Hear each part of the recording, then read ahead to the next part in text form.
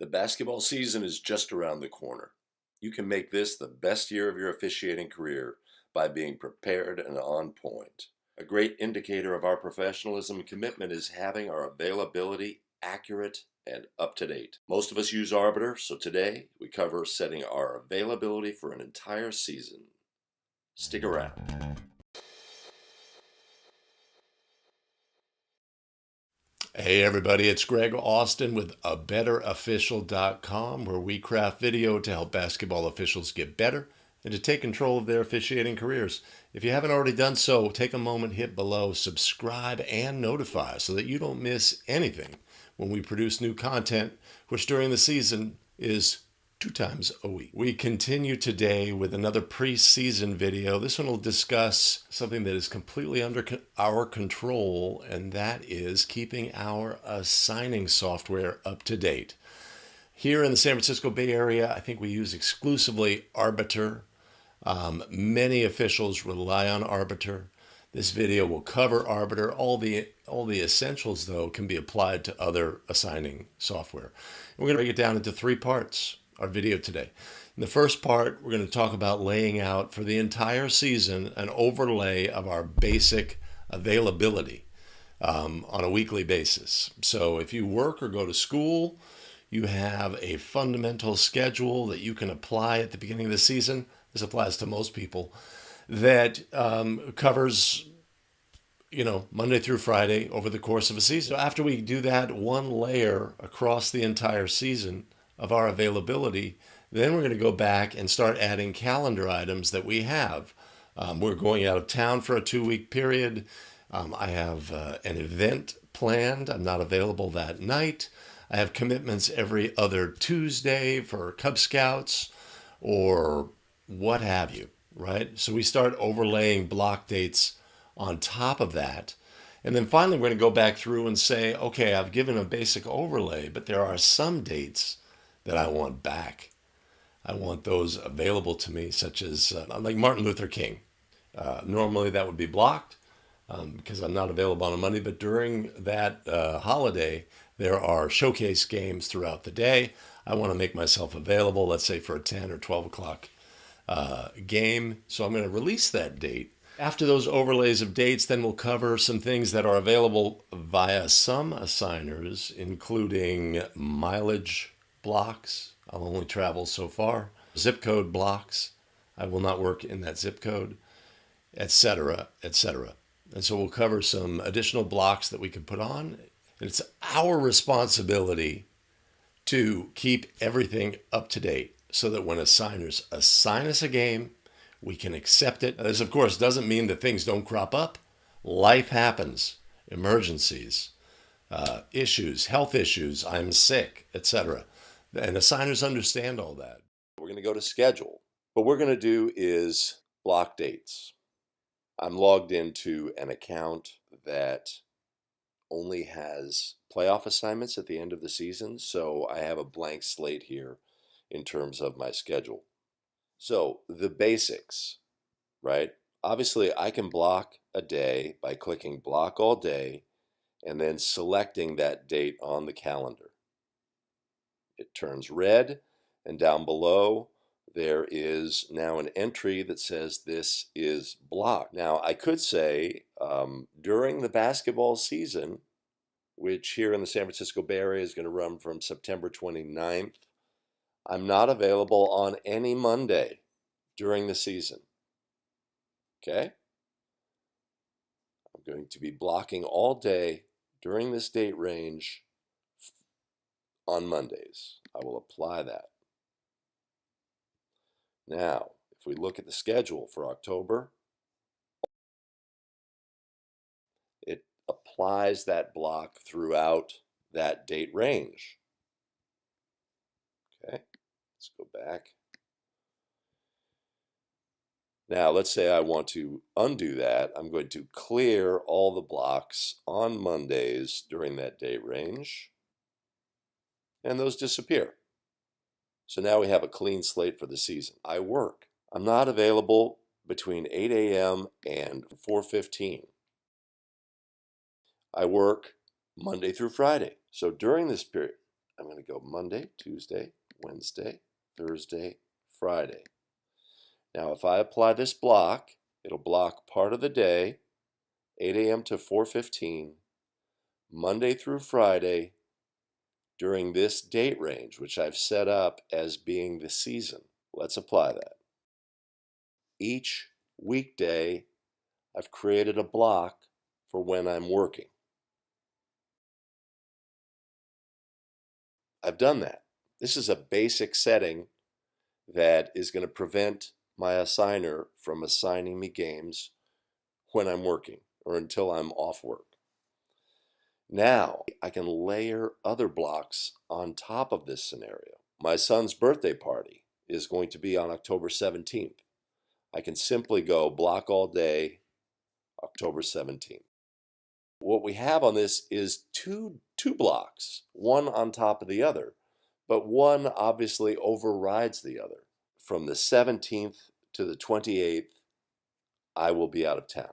I can go block all day. I could set up the date range here and apply it to every day, but for just a limited amount of days, 14 days, let's say I'm just going to click, click, click, etc.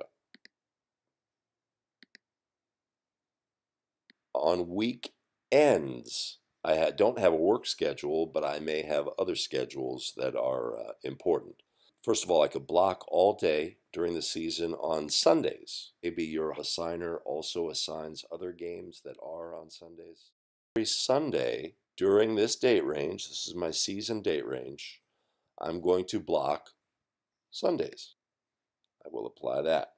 So all Sundays during the season are now blocked. Just showing a way that we can do that. Let's say I'm not available on Saturdays after 5 p.m.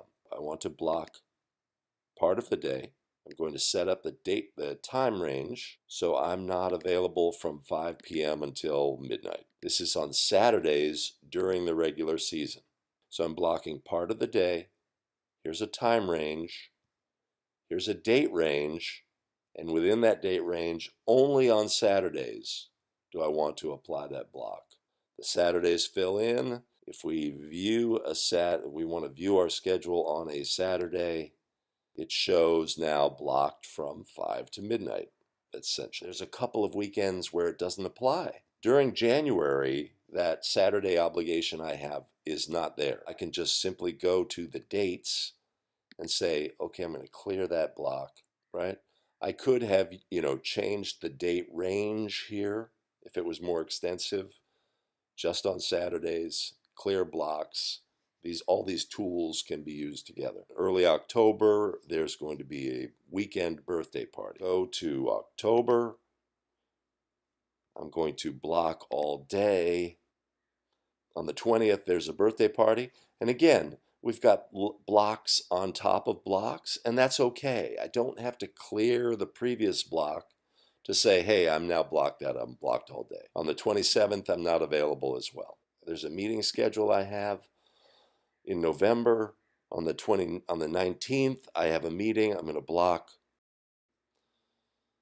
In December, on a Monday, I have a meeting on the 3rd, etc. Let's review. We've gone in, we've set up basic blocks of our work schedule. On top of that, we've layered our weekend schedule, let's say our non-work availability. We've blocked off dates that we know we're not available. We've just layered those on top. And now we have a pretty robust, basic blocked schedule. Showcase games are done around Martin Luther King's birthday, the holiday. Monday, January 21st, okay? We'll go back and we'll say on Monday, January 21st, those games occur from maybe 10 in the morning, right? So I know I'm not working that day. I want to clear my blocks on the 21st. So I can get that high profile game without restriction. Okay, that's it for calendar blocks. Next, we'll be covering distance. Now, some assigners allow you to block on many different levels, including sites, I don't want to do, or I cannot do games at my daughter's high school. There's conflict of interest there. I want to block that venue. I want to block a particular team. I have an issue with the coach, an ethical issue about I went to school there, or I just do not want to do games for that partners. I can do a partner block. There's a guy I don't get along with, and you know that guy. Yeah, we all know that guy. And then there's travel limits. Okay, this is an important one.